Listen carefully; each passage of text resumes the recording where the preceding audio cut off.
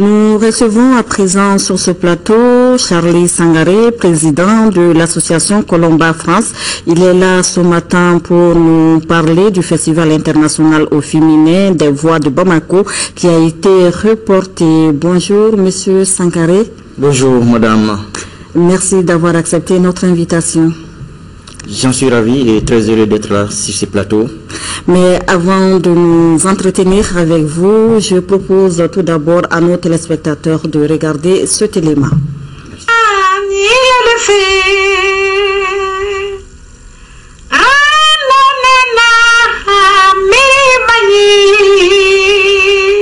Vu toutes les souffrances que j'ai vécues, vu toutes les souffrances que j'ai vues vivre mes mamans, mes soeurs, des amis de mes soeurs, des amis, ça m'a donné l'idée de créer une association pour lutter pour les femmes, pour la cause des femmes, lutter contre le mariage forcé, lutter contre la mutilation sexuelle et lutter contre toutes les violences faites à la femme. Et aujourd'hui, je suis engagée pour les femmes. J'ai créé une association qui s'appelle Colomba. Et cette association a été la première association, et moi la première artiste chanteuse à chanter contre l'excision des jeunes filles. C'était un sujet très très tabou au Mali. Et il y a eu un grand soulèvement. Les gens sont venus voir mon papa, père aujourd'hui à son âme. Ils lui ont dit, ta fille, elle ne devait pas chanter. Elle a chanté, elle vous a déshonoré.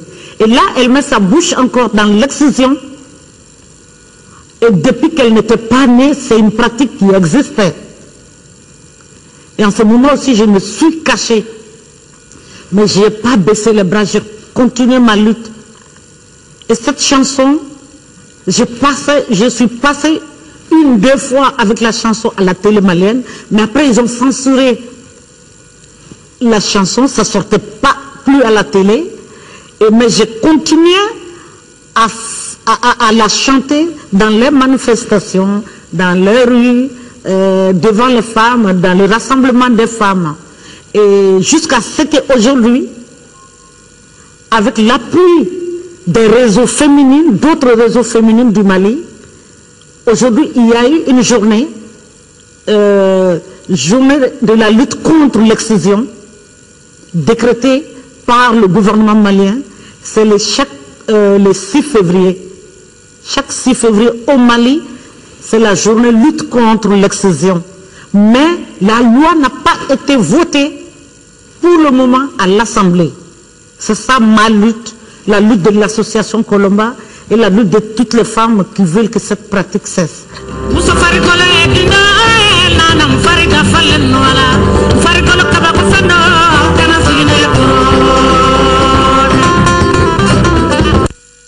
Après donc cette vidéo sur Fantani Touré, paix à son âme, Monsieur Sangaré, est-ce que vous pouvez nous parler un peu de l'association Colomba? Vous savez, les images qui viennent passer donnent beaucoup d'émotions. Oui.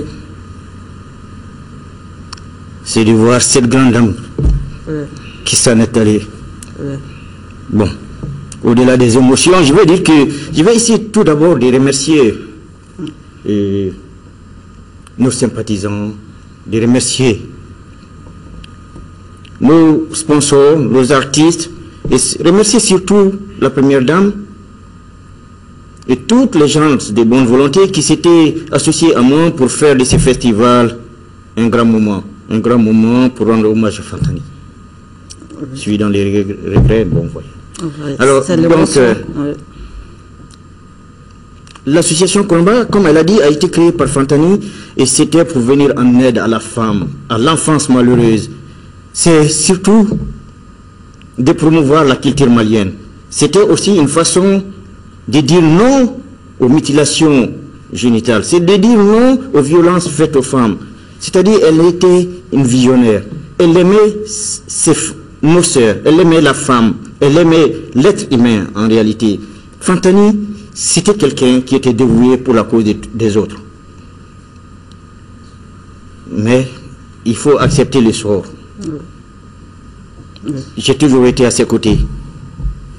Je suis aujourd'hui là avec vous et j'en suis convaincu qu'avec les bonnes volontés, nous pourrons œuvrer à perpétrer ces œuvres.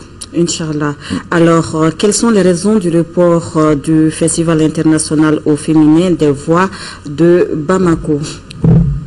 Donc, le festival a été reporté suite du fait déjà de l'état d'urgence.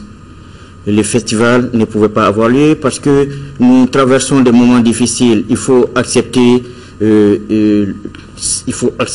la volonté du gouvernement qui est quand même de sécuriser nos concitoyens, de porter secours également à tous nos concitoyens. Donc dans ce contexte particulier, avec l'attentat ou l'assassinat lâche perpétré au Radisson, il fallait passer par l'état d'urgence et nous ne pouvons pas faire une entorse à cet état d'urgence. Et surtout, lorsque nous savons quand même que la première dame a toujours été marraine de ce festival. Et cela amène à dire que nous sommes dans l'obligation, et d'ailleurs, de remercier tous les gens et puis surtout, de concilier, d'être conciliant et de dire que bon, au-delà de ces moments, il était prévu que ce festival puisse avoir lieu du 15 au 17 janvier, mais ça ne serait que partie remise, tout simplement. Alors, quelle est la valeur ajoutée du Festival international au féminin des voix de Bamako dans le cadre de la promotion de la culture malienne? Ben, vous savez, la valeur ajoutée, déjà, cette grande dame généreuse aux allures de diva, faisait partout et passait la promotion de la culture malienne, et donnait envie d'être malienne partout où elle passait, et portait secours. Elle était très très sensible aux problèmes des autres. Et je vous assure qu'à Paris, où elle vivait régulièrement, lorsqu'il y avait des familles maliennes qui étaient expulsées, Fantani était la première à venir chanter pour leur remonter le moral. Elle était là pour faire des démarches entre nos femmes maliennes, ces sœurs qui étaient à la rue, en trait d'union avec la mairie d'Aubervilliers. Elle faisait ce qu'elle pouvait faire. Donc, partout où elle passait, elle donnait envie d'être malienne. Drapée dans ses grands boubous, tellement beaux, aux allures de diva, on s'est dit, on la voit passer, on dit, ah, vous êtes d'où? Ah, je suis malienne. Ça faisait plaisir. Fantani aimait tellement ses Mali. Donc, les valeurs, elle faisait uniquement, c'était une ambassadrice de grande qualité qui partout passait, faisait parler du Mali.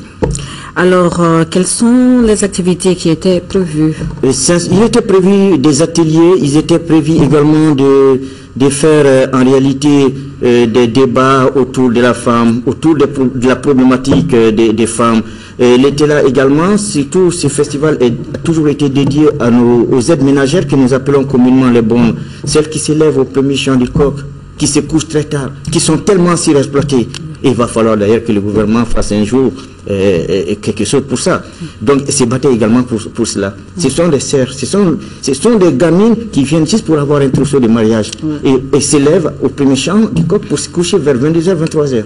Donc, Fantani était leur porte-parole et chaque fois qu'elle faisait ce festival, les invités d'honneur, c'était surtout ces jeunes sœurs-là. Donc, il y avait aussi l'atelier de Bogolan, il y avait des artistes, la promotion des jeunes artistes, et faisait appel aux comédiens, aux artistes, tous. Fantani créait souvent des projets, ne serait-ce que pour permettre l'épanouissement d'autres personnes. Oui. Alors, pouvez-vous nous parler des perspectives de l'association Colomba? Les perspectives, nous allons dire tout simplement que l'avenir ne serait radieux que si les autres nous tendent la main, que si on essaie de perpétrer les œuvres de Fantani. Rendre hommage à Fantani, c'est perpétrer ses œuvres. Ils sont tellement immenses. Elle faisait la défense, elle luttait contre l'excision, elle luttait, comme elle a dit, que la loi n'a pas été votée. Mais avant qu'on vote la loi, on peut sensibiliser pour dire pourquoi continuer au XXIe siècle à cette mutilation qui n'a absolument rien à voir avec la religion, qui n'a absolument rien à voir avec comment dirais-je, l'épanouissement de la femme. Alors, au-delà du fait qu'elle aimerait qu'une loi soit votée, mais on peut déjà continuer toujours à sensibiliser nos sœurs et puis nos mamans pour mettre fin à cette pratique. Également, elle luttait, c'est-à-dire qu'elle luttait contre l'injustice sociale. Elle voulait également donner la chance à ces jeunes, à ces enfants abandonnés de la rue pour être scolarisés. Alors pourquoi ne pas donner un coup de main? Alors l'avenir ne serait radieux, comme je l'ai dit, que si les autres nous tendent la main. Oui. Et ça, Colomba reste ouvert à toute personne de bonne volonté. Et d'ailleurs, je vais vous dire, Fantani, c'était tout simplement une personne, une aura, une lumière, comme avait dit Ibrahim Boubacar Keïta lors de ses obsèques. C'était une enfant lumière. Oui. Alors, quel est le message que vous souhaiterez adresser au public ainsi qu'aux différents partenaires?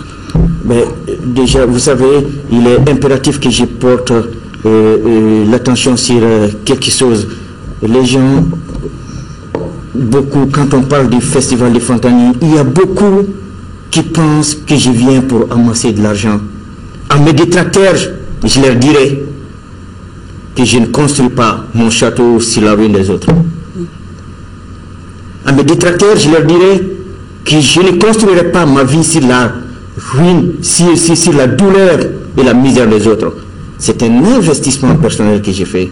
Je laisse ma famille, je laisse mon travail et je suis absolument résolu à faire quelque chose pour Fantani. Un homme, c'est son engagement. Ce n'est pas l'engagement que quand Fantani était là, mais mon engagement a de la valeur qu'après sa disparition. Élever et perpétrer cette dynamique, pour moi, est tout honneur à moi et à tous ces gens de bonne volonté qui voudront m'aider. Plutôt que de penser que si je viens faire un festival pour Fantani, c'est pour m'enrichir. Non, loin de là. C'est avec mes moyens que je prends mon avion pour venir ici en laissant ma famille derrière moi. Merci beaucoup, Monsieur Sankaré. Voilà, Monsieur Sankaré, je rappelle que vous êtes le président de l'association Colomba France. Merci d'avoir éclairé notre lanterne. Je vous accompagne en musique avec Mimi Danti.